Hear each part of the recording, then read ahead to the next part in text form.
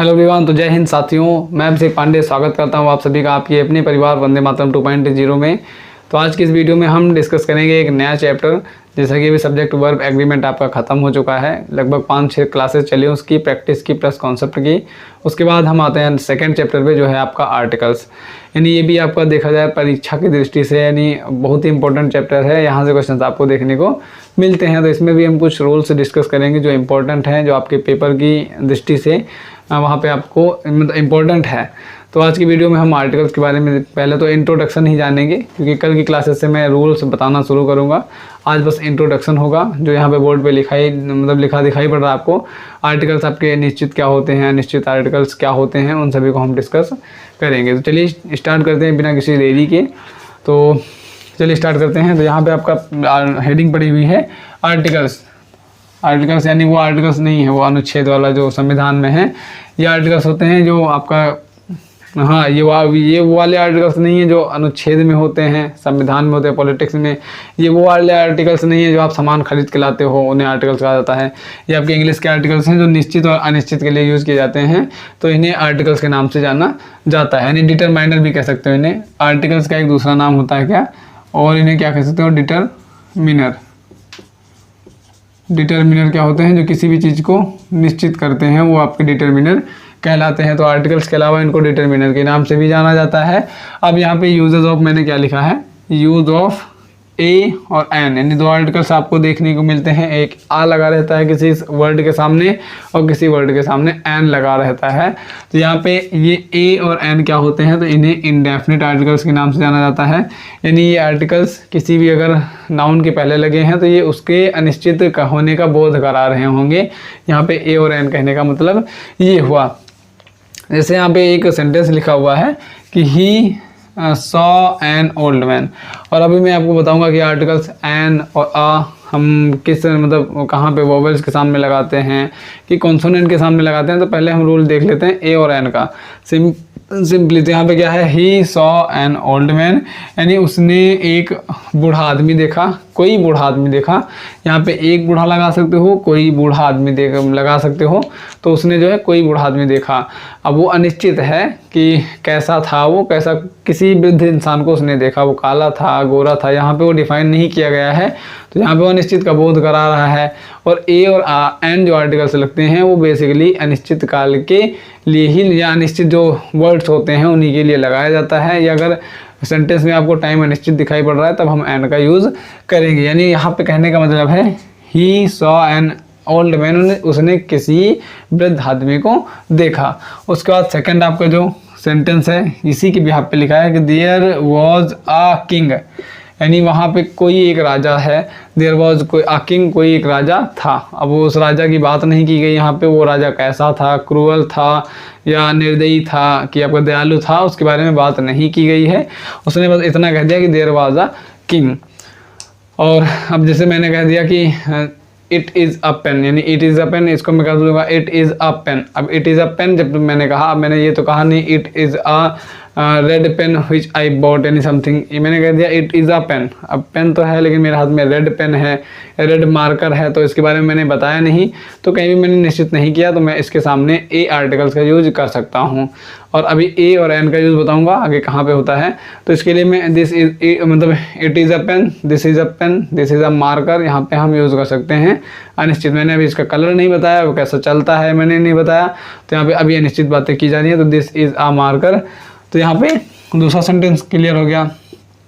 उसके बाद आपका तीसरा लिखा हुआ कि a dog was barking at night, कोई एक कुत्ता है जो वो भौंक रहा है। तो यहाँ पे क्या आ डॉग है, तो एक कुत्ता भौंक रहा है, रात को भौंक रहा था, एक कुत्ता रात को भौंक रहा था, एट नाइट रात को भौंक रहा था। तो एक कुत्ता है, कोई कुत्ता है वो, उसके बारे में यहाँ पे डिफाइन नहीं किया गया है कि वो कौन सा कुत्ता है, कैसा कुत्ता है, या उसका जो नेचर है वो किस प्रकार का है, या कुछ मतलब किस प्रजाति का है, किस कास्ट का वो कुत्ता है, ये नहीं बताया गया है यहाँ पे। तो हम इसे क्या मानेंगे, अनिश्चित मानेंगे।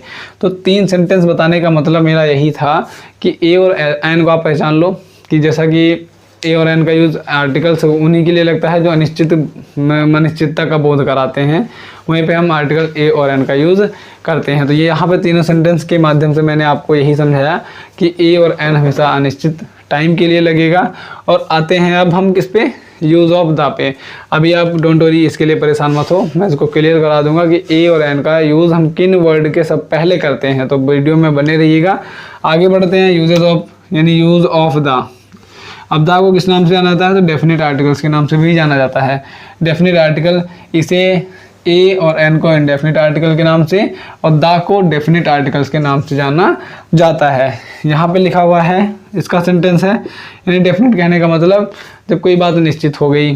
जैसे मैंने कॉन्सेप्ट जब शुरू किया था पहला ही, तो उसमें बताया नहीं था कि नाउन अगर जो है एंड के थ्रू अगर दो नाउन कनेक्ट हो रहे हो, इनके किसी एक के पहले दा का यूज़ हुआ हो आर्टिकल, तो वो डेफिनेट को दिखाता है कि उनमें से कोई दो में से कोई एक ही आ रहा होगा। तो यहाँ पे दा का यूज़ हम किस में करते हैं? डेफिनेट आर्टिकल में करते हैं, यानी निश्चित चीज़ का बोध कराने के लिए हम दा का यूज़ करते हैं। सेंटेंस देख के हम पता कर पाते हैं कि कहाँ है, कैसे है यहाँ पे। तो यहाँ पे लिखा the house in which I live is new, यानी द हाउस यानी उस हाउस की बात की जा रही है कि द हाउस इन विच यानी जिसमें आई लिव मैं रहता हूँ वो नया है। यानी the house in which I live यानी वह घर जो जिसमें मैं रहता हूँ, या कह सकते हो ये जो मेरी स्टूडियो है एक तरीके का, मैं पढ़ा रहा हूँ, तो दिस स्टूडियो, या कह सकते हो this studio in which I read यानी इन which I read is new, यानी ये मेरे लिए नया है, अभी जल्दी से जल्दी ओपन हुआ है, यानी 15-20 दिन हुआ, अभी मैं पढ़ाना शुरू किया हूँ। मैं क्या कहूँगा कि दिस स्टूडियो इज़ नी, यहाँ पे क्या हो गया? This studio in which I read या आई टीच इज़ न्यू, यानी यह स्टूडियो जिसमें मैं पढ़ाता हूँ वो नया है। तो मैंने बात की किसकी?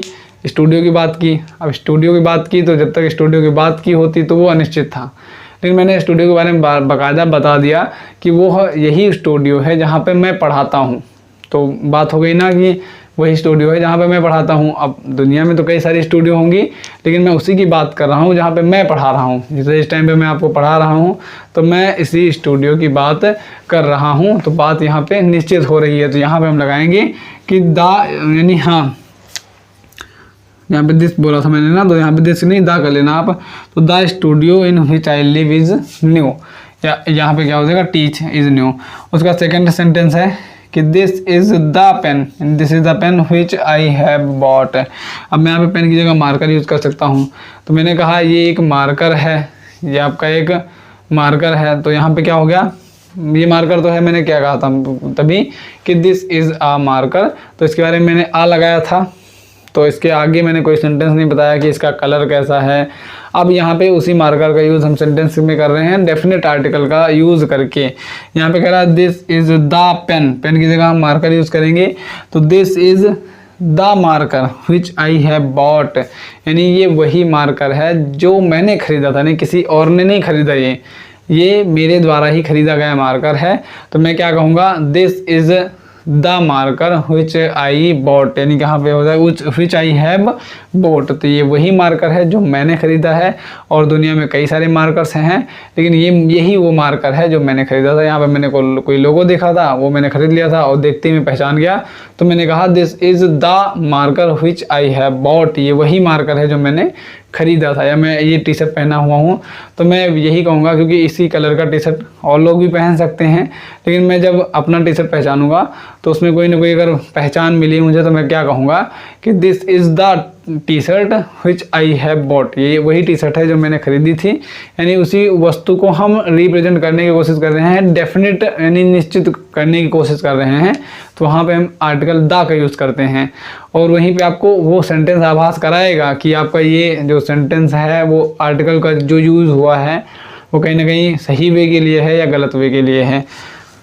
और अगर अनिश्चित के लिए होगा तो ए और एन लगा होगा, और अगर डेफिनेट के लिए होगा तो द लगा होगा।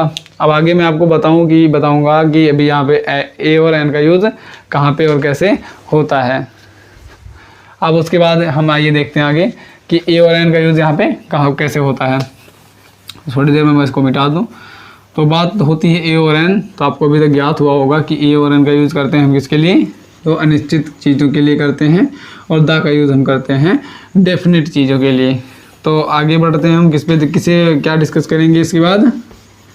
और वीडियो अगर आपको अच्छी लगी हो तो वीडियो को कीजिए लाइक, शेयर एंड सब्सक्राइब, क्योंकि इन्फॉर्मेटिव वीडियो आपको मिलती रहेंगी। मेहनत होती है आपके लिए यहाँ पे क्योंकि अभी तक सब्जेक्ट वर्ब एग्रीमेंट का कॉन्सेप्ट हमने कराया, तो सारे के सारे इंपॉर्टेंट कॉन्सेप्ट ही कराए हैं। तो आगे बढ़ते हैं।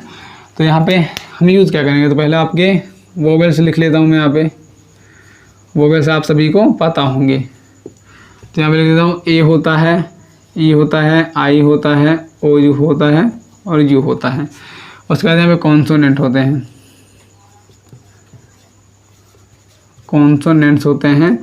ये 5 छोड़ के आपके 21 क्या हो जाते हैं, वो कॉन्सोनेंट हो जाते हैं। उन्हें लिखने की ज़रूरत नहीं है, वो आपको पता है। इनको छोड़ के ए ई आई ओ यू छोड़ के बाकी जो हैं यानी वो सारे के सारे क्या हो जाएंगे, कॉन्सोनेंट हो जाएगा। अब ए का जो यूज़ होगा, ए का यूज़ होता है कॉन्सोनेंट के पहले, कॉन्सोनेंट के पहले। यहाँ पे क्या लिख रहा हूँ मैं, कॉन्सोनेंट के पहले यूज़ होता है आ का यूज़। आ यानी कहने का मतलब कॉन्सोनेंट को कैसे हुआ, जैसे काऊ लिखा है तो किसी शब्द का यानी कोई शब्द है अगर उसका पहला अक्षर कॉन्सोनेंट है तो हम इसके सामने अगर आर्टिकल यूज़ करना भी चाहते हैं किसी भी तरीके का, तो हम यहाँ पे क्या करेंगे, हम आर्टिकल हमेशा आ का यूज़ करेंगे। ये क्या कहता है, यानी कॉन्सोनेंट रहेगा तो उसके पहले हम आर्टिकल ए का यूज़ करेंगे। किसका, तो आर्टिकल ए का यूज़ हम यहाँ पे करेंगे। ये कहने का मतलब है ए का यूज़ कॉन्सोनेंट के पहले किया जाएगा। अब वही बात हुई यहाँ पे किसकी, एन का यूज़ कहाँ पे होगा। एन में 2 कन्फ्यूजन होती है कि एन का यूज़ किसके लिए होता है, तो वोवेल्स के पहले होता है, वोवेल्स के पहले होता है। लेकिन इसमें कन्फ्यूजन ये होती है कि सारे वोवेल्स के पहले नहीं होता है। और यहाँ पे आपको ये भी ध्यान, यहाँ पे अभी ये देख लीजिए बेसिक, उसके बाद अभी एन का हम कॉन्सेप्ट दूसरा बताएंगे। वोवेल्स के पहले जैसे मैंने कह दिया यहाँ पे आउल, आउल क्या हो गया, उल्लू। तो आउल मीन्स क्या हो गया, उल्लू। तो आउल का जो पहला अक्षर है ओ है और ओ क्या है आपका, वोवेल है। तो एन का यूज़ वोवेल के पहले होता है, तो यहाँ पे हो जाएगा एन आउल। यहाँ पे हम डायरेक्टली कह देंगे एन आउल। तो यहाँ पे एन का यूज़ हमने कर दिया। अब ये एन का यूज़ आपका एक्सेप्शन में भी होता है, कहीं कहीं इसका यूज़ होता है एन की यूज़ में और कहीं कहीं ए लग जाता है। जैसे आप देखेंगे एग्जांपल, मैंने इसको मिटा दे रहा हूँ मैं, वो बस आपको पता चल गए होंगे, इसको भी मिटा दे रहा हूँ मैं।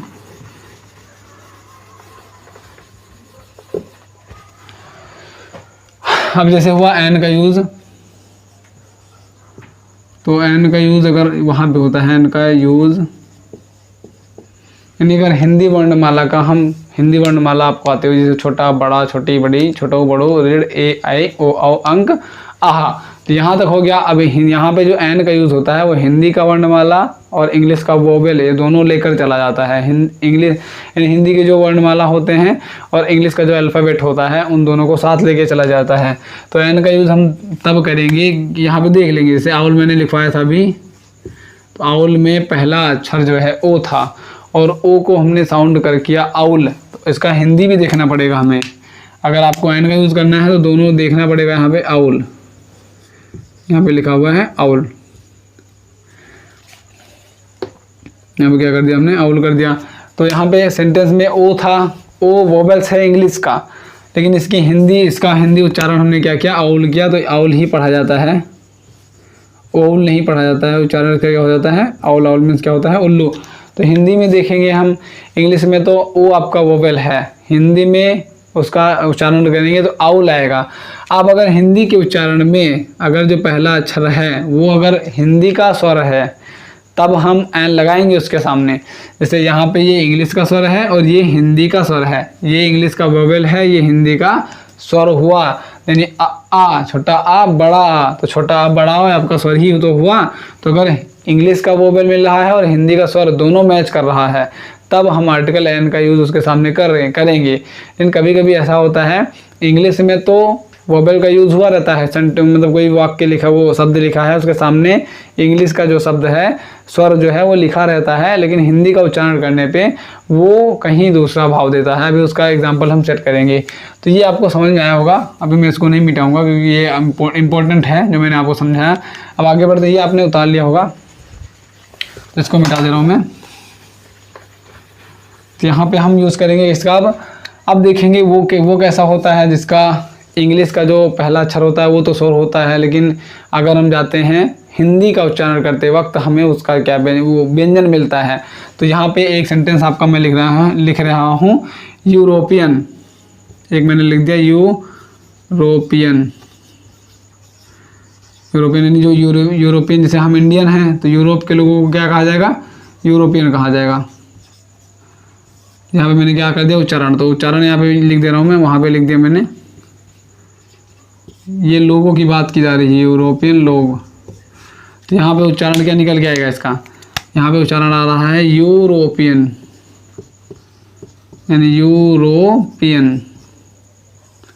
अब यहाँ पे कन्फ्यूजन होगी, यहाँ पे देखो इसका जो यूरोपियन का इंग्लिश का ये क्या है, ये आपका वोवेल का साउंड कर रहा है, ये वोवेल है, क्योंकि वोवेल कितने होते हैं, ए ई आई ओ यू, ये आपके वोवेल हो जाते हैं।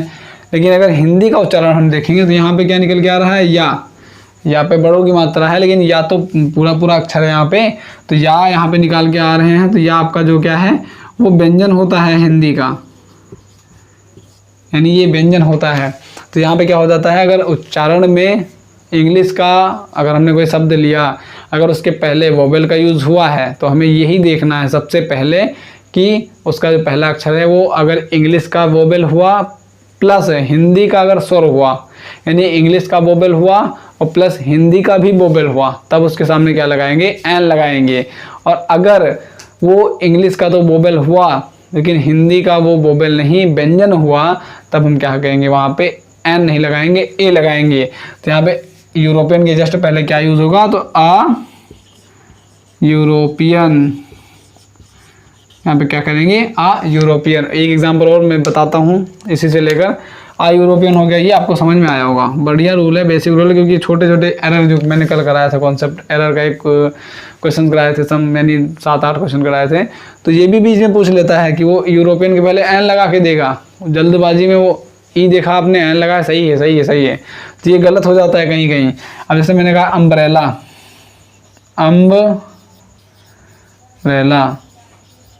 तो अम्ब्रेला मीन्स होता है क्या, छाता हो गया। तो ये उच्चारण मत देख लेना आप, इसकी मीनिंग नहीं देखनी है हमें, उच्चारण को देखना है हमेशा। नहीं इसकी अगर अम्ब्रेला की मीनिंग पता हुआ आपको, तो जुबान से निकला है छाता, तो छाप का व्यंजन है और अम्ब्रेला में यू है तो ए लगा देंगे, ऐसा नहीं, इसके मीनिंग नहीं देखने की बात कर रहा हूँ मैं, मीनिंग नहीं देखना आपको, उच्चारण देखना है इसका, जो हिंदी का उच्चारण होता है वो क्या होगा।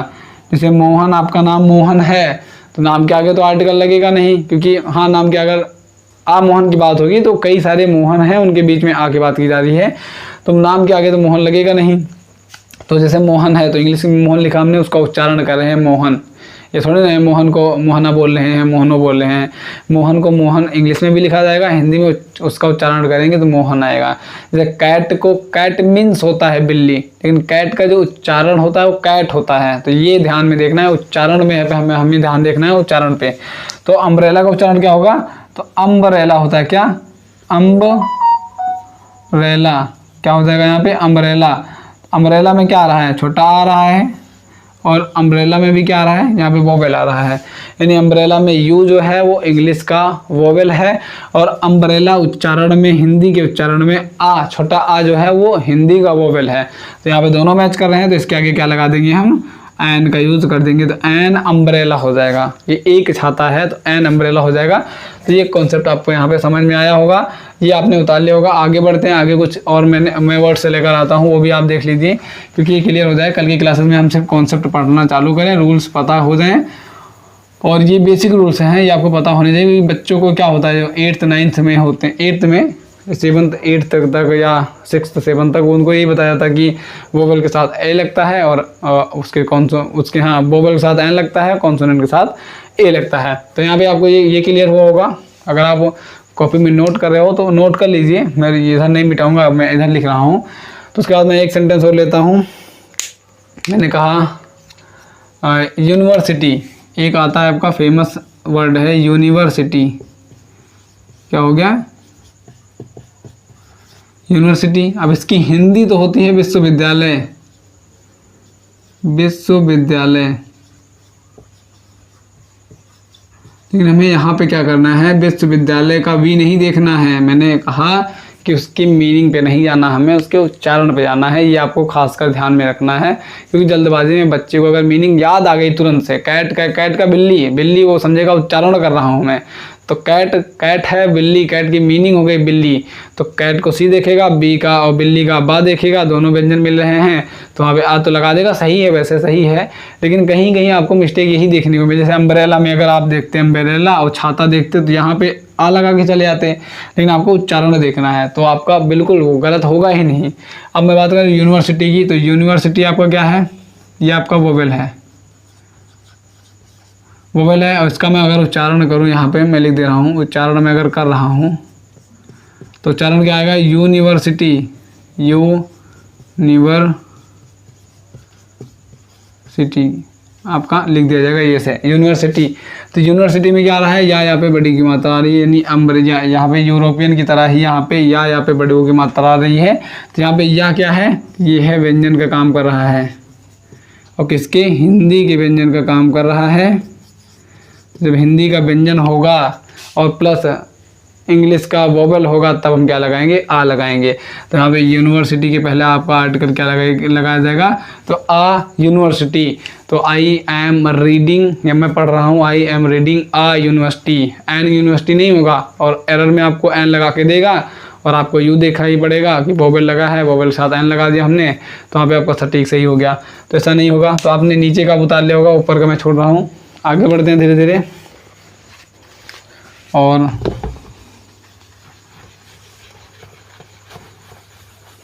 हिंदी का मैं क्या करा दूँ, हिंदी का मैं वोवेल या स्वर लिखवा दे रहा हूँ अभी कि हिंदी के स्वर क्या क्या होते हैं। और हाँ, एक बात और मैं बताना चाहूँगा कि आपका जो एसएससी जीडी का जो है, मैं थोड़ा बता दे रहा हूँ डिटेल में, क्योंकि इसका अलग वीडियो ना बनानी पड़े। ये एसएससी जीडी का जो है पीएसटी और पीईटी की डेट जो है वो कंफर्म है, वो आपका 15 अप्रैल को होगा। अप्रैल से स्टार्ट है और 15 अप्रैल से मई तक हो जाएगा।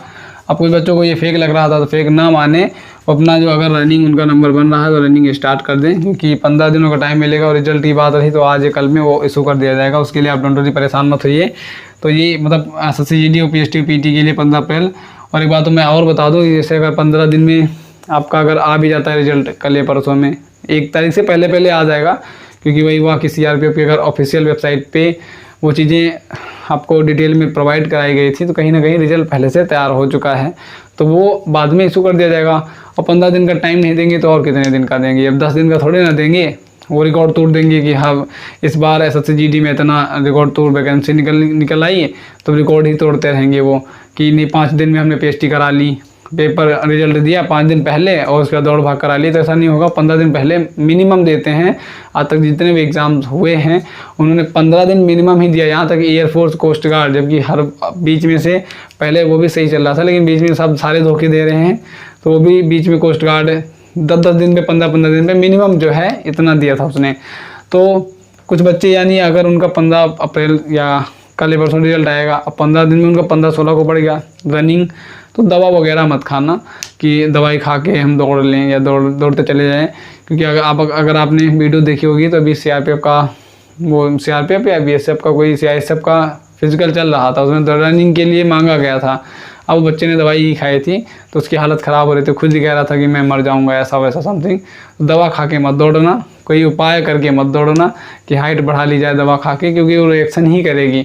तो मैं यही सलाह अपनी दूंगा कि दवा वगैरह मत खाना, आपसे हो सकता है तो कीजिएगा, नहीं हो सकता है तो मत कीजिएगा। फिर आगे मैं क्या बताने वाला था, हिंदी का, यानी हिंदी का सर लिखवाऊँगा। तो आगे बढ़ते हैं। आगे यहाँ पे है हिंदी का जो स्वर होता है वो मैं लिखवा दे रहा हूँ कि आप पहचानने में कोई दिक्कत ना हो आपको। तो हिंदी स्वर व्यंजन आपको पता होंगे।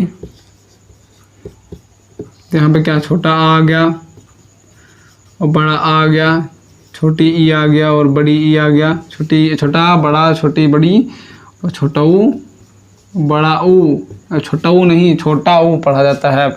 हमारे लैंग्वेज छोटा ऊ से बोल दिया जाता है, छोटा ऊ नहीं छोटा ऊ होता है, छोटा ऊ नहीं। तो छोटा बड़ा आ, छोटी ई बड़ी ई, छोटा ऊ बड़ा ऊ। और यहाँ पे क्या हो गया, री से ऋषि वाला। और यहाँ पे क्या, उसके बाद ए आए ओ, उसके बाद औ, फिर अंक। अब आयोगनी जो है अंकहा को अयोग वाह मान लिया है, तो ये आपके स्वर में नहीं आते हैं।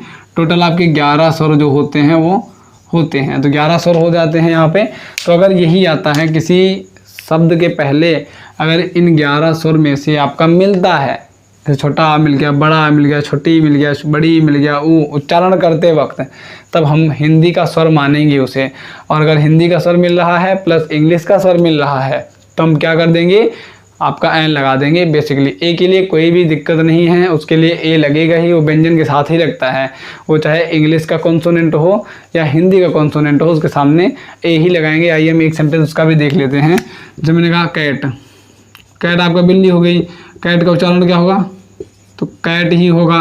अब का भी हिंदी का व्यंजन है और सी भी हिंदी का व्यंजन है, तो इसके सामने लगा दिया जाएगा आ कैट। इसके लिए कोई डिफरेंस नहीं है।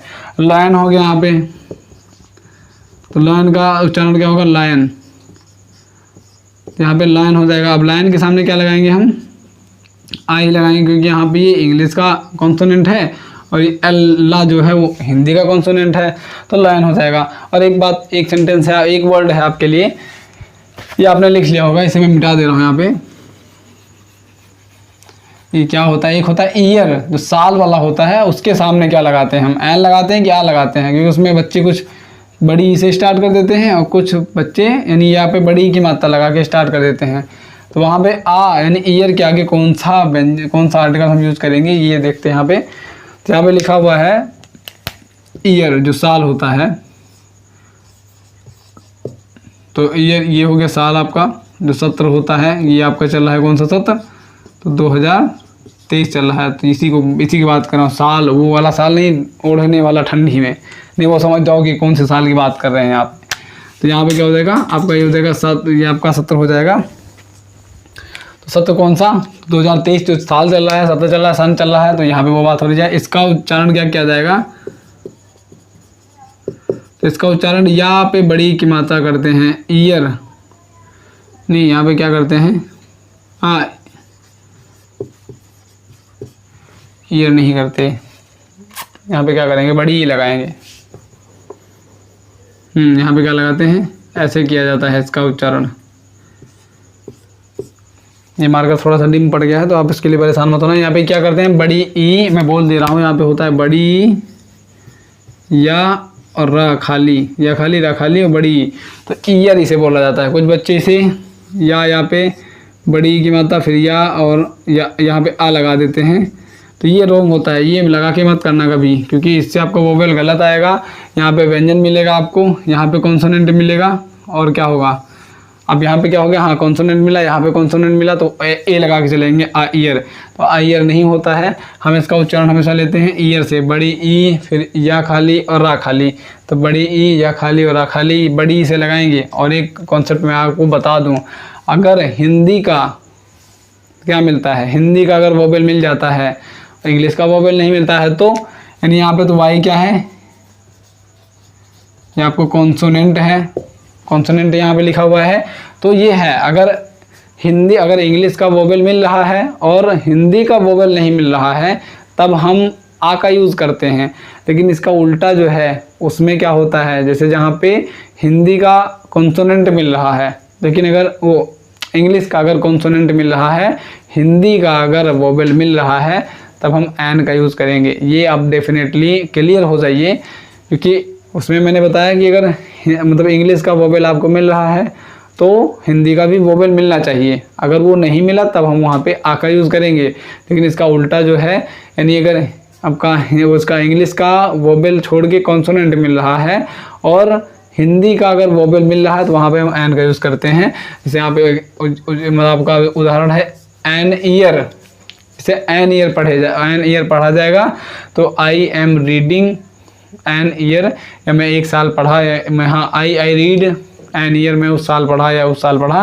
तो यहाँ पे ये सारे डिटेल्स आपको क्लियर हुई होंगी। ये ए और एन और दा का संक्षेप में परिचय था। अब कल से हम इसका रूल जो है वो डिस्कस करने लगेंगे। तो और वीडियो में कुछ भी अगर एरर आपको समझ में आई हो तो वो वीडियो के कमेंट बॉक्स में आप मुझे बता दीजिएगा, तो मैं उसको सुधारने की पूरी कोशिश करूँगा। सो आज की वीडियो में बस इतना ही, और हम अगले से यानी कल की वीडियो से डिस्कस करना चलेंगे रूल, पहले से, दूसरे से, तीसरे से, ये रूल हम डिस्कस करेंगे। सो आज की वीडियो में बस इतना ही। सो मिलते हैं नेक्स्ट वीडियो में। सो जय हिंद एंड जय भारत।